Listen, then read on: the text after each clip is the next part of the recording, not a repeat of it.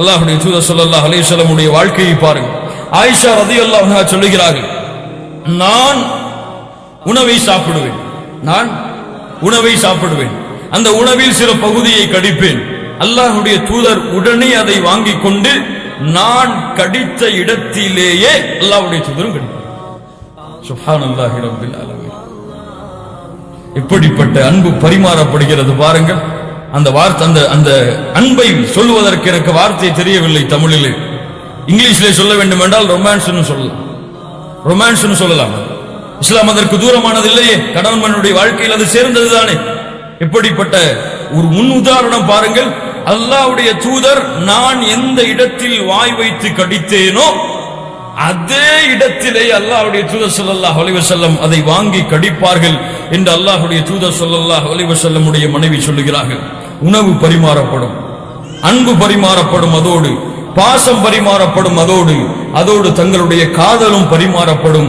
இவர்களுடைய வாழ்க்கை ஒவ்வொரு நாளும் திருமண நாள் தான். இவர்களுடைய வாழ்க்கையில் ஒவ்வொரு நாளும் திருமண நாள் தான். இன்னைக்கு 2 மாசம் தான் நமக்கு இந்த சந்தோஷம், 3 மாசம் தான் நமக்கு இந்த சந்தோஷம். 2 மாசம் எதை சமைச்சு போட்டாலும் குறையே சொல்ல மாட்டார். நல்லவே இல்லைன்னாலும் நல்லதா இருக்கும் பாரு. ஒரு 4-5 வருஷம் அல்லது 5 வருஷம் சமைச்சு கழிஞ்சு போச்சுன்னா ஏதாவது சாப்பாடு வச்சு குறைன்னு சொன்னா அவ்வளவுதான். என்ன நடக்கும்? அங்க என்ன ஆகும்? சாப்பாட்டுல உப்பு இல்லைன்னா நடக்கிற சண்டை என்ன? ரசத்துல புளி அதிகமா போடலன்னு சொன்னா சண்டை என்ன? இன்னைக்கு முஸ்லிம் சமூகத்தின் மத்தியில் அதுக்காக தலாக் இந்த நிலைக்கு சமூகம் தள்ளப்படுகிறது என்றால் அல்லாஹ்வுடைய தூதர் முஹம்மது ரசூலுல்லாஹ் ஸல்லல்லாஹு அலைஹி வஸல்லம் அவர்களுடைய குணத்தை பற்றி சொல்கிறார்கள். மா ஆபன் நபியு ஸல்லல்லாஹு அலைஹி வஸல்லம் தஆமன் கத்து. அல்லாஹ்வுடைய தூதர் ஒருபோதும் உணவை குறை கூறியதே கிடையாது. பிடித்திருந்தால் சாப்பிடுவார்கள், பிடிக்கவில்லை என்றால் விட்டு விடுவார்கள். பிடித்திருந்தால் சாப்பிடுவார்கள், பிடிக்கவில்லை என்றால் அதை விட்டுவிட்டு மற்றதை சாப்பிடுவார்கள். குறை கூறி சமைத்தவர்களுடைய உள்ளத்தை அல்லாஹ்வுடைய தூதர் காயப்படுத்த மாட்டார். அவ்வளவு நேரம் சிரமப்பட்டு அடுப்பிலே வெந்து வேர்வை எல்லாம் வடிந்து ஓடும் அந்த நிலையிலே சமைத்து வைப்பால் தங்களுடைய மனைவி. ஆனால் ஒரு நிமிடத்தில் அவர் வார்த்தையால் ஒட்டுமொத்த உள்ளத்தையும் காயப்படுத்தி விடுவார். அதனால் மனைவி சமைத்தால் அந்த மனைவியுடைய சாப்பாடு சரியாக இல்லை என்றாலும் நீங்கள் புகழ்ந்து பாருங்கள். அந்த மனைவியுடைய உள்ளத்திலே ஏற்படக்கூடிய மகிழ்ச்சியை அந்த மனைவியுடைய கண்களிலே பார்க்கலாமா இல்லையா? இதில் அடிக்கடி இந்த மாதிரி சம்பவங்கள் சொல்லும் பொழுது ஒரு நகைச்சுவையை நான் கூறிக்கொள்ளுவேன். இப்படித்தான் ஒரு இமாமுடைய பயானை கேட்டுக்கொண்டு உணவு சமைச்சால், மனைவி சமைத்தால் அதை புகழுங்கள் என்று கேட்டுக்கொண்டு ஒரு மனிதர் இன்னைக்கு போய் நம்முடைய மனைவி சமைச்சதை புகழ்ந்துருவோம், இவ்வளவு காலம் இப்படி இருந்துட்டோமே, இப்படியும் ஒரு சந்தோஷம் இருக்கான்னு கேட்கறதுக்காக வீட்டுக்கு போறார். அவசரமா போய் அவருக்கு முன்னாடி உணவு உரிப்புகள் வைக்கப்படுகிறது. வைத்தவுடன் நல்லதா இருக்குது சாப்பாடு, அதை எடுத்து சாப்பிட ஆரம்பிக்கிறார். அவ்வளவு மகிழ்ச்சி, சந்தோஷம். மனைவி முகத்தை பார்க்கறாங்க, கணவன் முகத்தை அவ்வளவு மகிழ்ச்சி பொங்குது. சாப்பிட்டு முடிச்சோம், என்னதான் இவர் சொல்றாருன்னு பாத்துருவோம் சொல்லி மனைவி நிக்கிறாங்க. என்ன சாப்பாடு தெரியுமா இன்னைக்கு? அல்ஹம்துலில்லாஹ், இப்படி ஒரு சாப்பாட்டை உங்ககிட்ட இருந்து நான் இதுவரைக்கும் சாப்பிட்டதே இல்லையே அப்படின்னு சொல்லி இமாம் சொன்னதை செயல்படுத்திட்டோன்னு சொல்லி அவர் சந்தோஷம் அடைகிறாரு. மனைவி முகத்தை பார்த்தா அவ்வளவு கருப்பாயிடுச்சு, அவ்வளவு கோபம் வந்துருச்சு. மனைவி, என்னங்க இவ்வளவு காலம் நான் சமைச்சு போட்டேன், அதை பத்தி நீங்க எதுவுமே சொல்லல, இது வரைக்கும் குறை சொன்னீங்க, அதுக்காக அடிச்சீங்க, அதுக்காக திட்டுனீங்க, இன்னைக்குதான் பக்கத்து வீட்டுல போய் சாப்பாடு வாங்கிட்டு வந்த, அதை போய் நீங்க இப்படி சொல்லிட்டீங்களா அப்படின்னு சொல்லி மனைவி கோபம் அந்த அளவு தெரிஞ்சிருச்சு. அதனால கன்ஃபார்ம் பண்ணிக்கோங்க, இன்னைக்கு போய் நீங்க ட்ரெயின் பண்ணீங்க சொன்னா அதை போய் நீங்க கன்ஃபார்ம் பண்ணிக்கோங்க, இந்த வீட்டுல சமைச்ச சாப்பாடான்னு சொல்லி. அல்லாஹ் ரப்புல் ஆலமீன் எங்களுடைய முகத்தை மரணம் வரை சிரித்தவர்களாக அல்லாஹ் அருள் புரிவானாக. கண்ணியத்துக்குரியவர்களே, அல்லாஹ் ரப்புல் ஆலமீன் அல்லாஹ்வுடைய தூதருடைய வாழ்க்கையில் இந்த உதாரணத்தை வைத்திருக்கின்றான். மா ஆப ரசூலுல்லாஹ், அல்லாஹ்வுடைய தூதர் சமைத்ததை எந்த போதும் ஒருபோதும் குறை கூறியதே கிடையாது.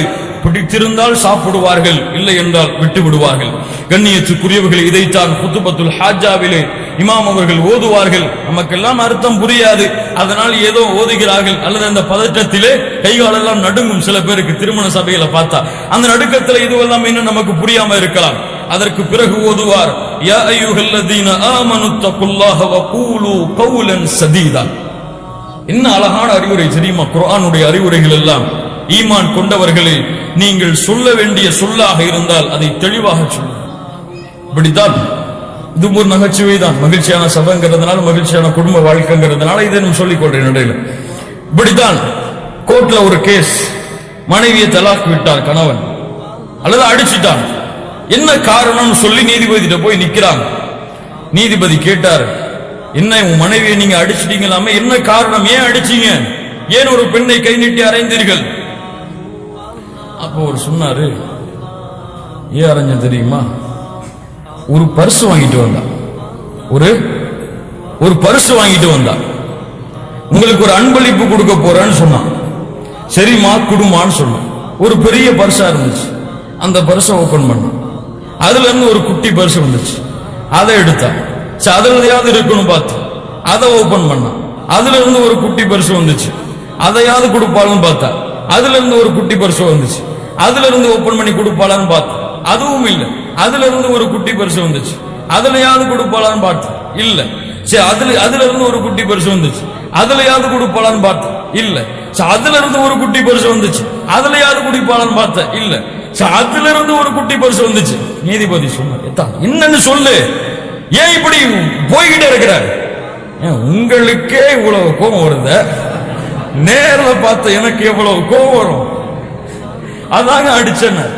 இந்த மாதிரி அவர்களுடைய உள்ளம் காயப்படும்படியான வார்த்தைகள் அல்லது செயல்பாடுகள் எரிச்சல்களை ஊட்டக்கூடிய செயல்பாடுகளாக தெரிந்தால், என்னுடைய குணம் அதுவாக இருந்தாலும் அல்லாஹும் அல்லாஹுடைய தூதரும் காட்டிய வழிமுறையின்படி மனைவிமார்களிடத்திலே அழகிய முறையில், அல்லது ஆண்களாக இருந்தால் பெண்களிடத்திலே அழகிய முறையில் நடந்து கொண்டால் இந்த வாழ்க்கையுடைய நிலைமை மாறும்.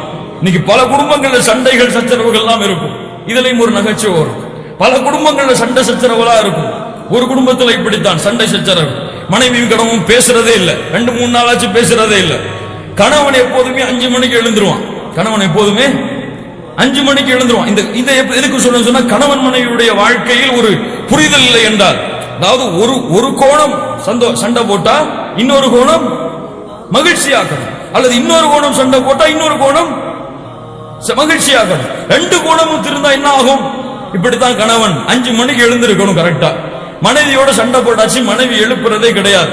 மனைவிட்ட தான் பேச மாட்டானே, உடனே ஒரு பேப்பர் எடுத்து எழுதி வச்சான். காலையில எனக்கு 5 மணிக்கு எழுப்பி விட்டுருங்க அப்படின்னு சொல்லி எழுதி வச்சுட்டு படுத்துட்டான்.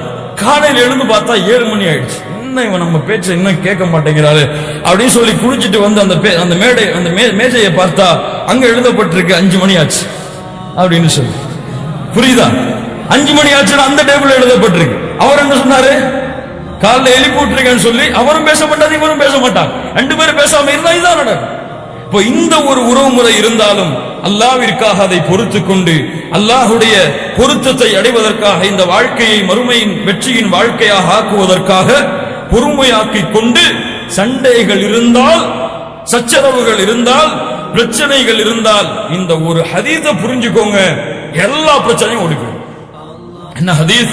அல்லாஹ்வுடைய தூதர் ஸல்லல்லாஹு அலைஹி வஸல்லம் சொன்னார்கள், முஹம்மது ரஹ்மத்துல்லாஹி அவர்கள் பதிவு செய்கிறார்கள், ஜாபிர் ரலியல்லாஹு அன்ஹு அவர்கள் கூறுவதாக, அல்லாஹ்வுடைய தூதர் சொன்னார்கள், இன்ன இப்லீஸ யதஉ அர்ஷஹு அலல் மா. இப்லீஸ் இருக்கின்றானே, அவன் தன்னுடைய சிம்மாசனத்தை கடலிலே போடுகின்றான், தன்னுடைய அரிசை கடலிலே அமைக்கின்றான். சும்ம யபஅஸு சராயஹு, அவனுடைய வழித்தோன்றர்களை அவன் அழைப்பான், அவனுடைய கூட்டாளங்களை, குட்டி சாத்தான்களை எல்லாம் அழைப்பான். அழைத்து கேட்பான், ஃபாதுனாஹும் மின்ஹும் மன்சிலா அஅதமுஹும் ஃபித்னா யஜிஉ அஹதுஹும் ஃபயகூலு ஃபஅல்த கதா வ கதா. ஒருத்தன் வந்து சொல்லுவான், ஒரு ஷைத்தான், அந்த இப்லீஸ் தான் தலைவன், அவன் தான் ஹெட், அதுக்கு கீழே ஷைத்தான்கள். அந்த ஷைத்தான் வந்து சொல்லுவான் இப்லீஸை பார்த்து, இப்லீஸே இன்னைக்கு இப்படி செஞ்சேன், இப்படி செஞ்சேன், இப்படி செஞ்சேன், போப்பா போப்பான்றுவான். இன்னொருத்தன் வருவான், இப்லீஸே நான் இப்படி செஞ்சேன், அப்படி செஞ்சேன், போப்பா போப்பான்றுவான். இன்னொருத்தன் வருவான், இப்லீஸே நான் ஒன்னு செஞ்ச பாரு, அந்த மாதிரி யாருமே செஞ்சிருக்க முடியாது. என்ன செய்வான் தெரியுமா? அல்லாஹ்வுடைய தூதர் ஸல்லல்லாஹு அலைஹி வஸல்லம் சொன்னார்கள், அவனை அப்படியே கொண்டு வந்து பக்கத்துல உட்கார வச்சுப்பான். அவனை அப்படியே கொண்டு வந்து பக்கத்துல உட்கார வச்சு, நீ தான் இன்னைக்கு செஞ்ச வேலையில பெர்ஃபெக்டான வேலை செஞ்சிருக்க. என்ன வேலை அது? அல்லாஹ்வுடைய தூதர் முஹம்மது ரசூலுல்லாஹ் ஸல்லல்லாஹு அலைஹி வஸல்லம் அவர்கள் சொன்னார்கள், ஒரு கணவன் மனைவி நிம்மதியாக வாழ்ந்தார்கள். மா தரக்துஹு ஹத்தா ஃபர்ரக்து பைனஹு வ பைன அஹ்லி. அவர்களை விடவில்லை, அவர்கள் இருவரும் பிரியும் வரை இந்த வேலையை செஞ்சு ஒன்னும் செய்யல. கணவன் வந்து மனைவியை ஒரு வார்த்தை சொன்னான், நான் போன மனைவிட்ட என்ன அவருக்கு தான் பேச தெரியுமா, உனக்கு என்ன ஊமையா, நீனும் பேசுன்னு சொன்ன. அவரோட குடும்பத்துல தந்தையை பத்தி பேசுவார், அவர் தந்தையை பத்தி தான் அவர் பேசுவார், அவர் தந்தையை பத்தி நீ பேசுன்னு சொன்ன. இப்படியே ரெண்டு பேருக்கு இடையில சின்ன சின்ன வார்த்தைகளை தூண்டி விட்ட. நீ இவ்வளவு பேசுறியா தலா அப்படின்னு சொல்லிட்டாரு. சந்தோஷமா திருப்பி வந்து அப்படின்னு சொன்னா, அவனைத்தான் ஷைத்தான் தன் இடத்திலே ரொம்ப அருகையில பக்கத்துல உட்கார வைப்பான் என்றால், இந்த குடும்ப சண்டைகளிலே குடும்ப உறவுகளிலே பிரிவதில் மகிழ்ச்சி அடைபவன் யார்? ஷைத்தான். ஷைத்தானுடைய நாட்டம் வெற்றியானால் அல்லாஹ்விடத்திலே விட்ட சவால், அல்லாஹ்விடத்திலே விட்ட சவால், யா அல்லாஹ் உன்னுடைய அடியார்களில் பலரை உனக்கு நன்றி உள்ளவர்களாக நீ பார்க்க மாட்டாய் யா அல்லாஹ் என்ற வாக்கு சித்துப்பான். இந்த ஹதீஸ் நினைச்சு ஏதாவது பிரச்சனை வருதா, ஷைத்தான் வந்துட்டான்.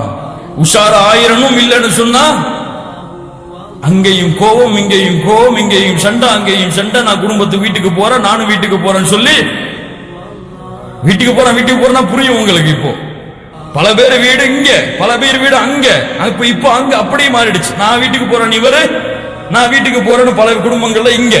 இப்படிப்பட்ட உறவு முறைக்கு நம்முடைய சமூகம் தள்ளப்படும்.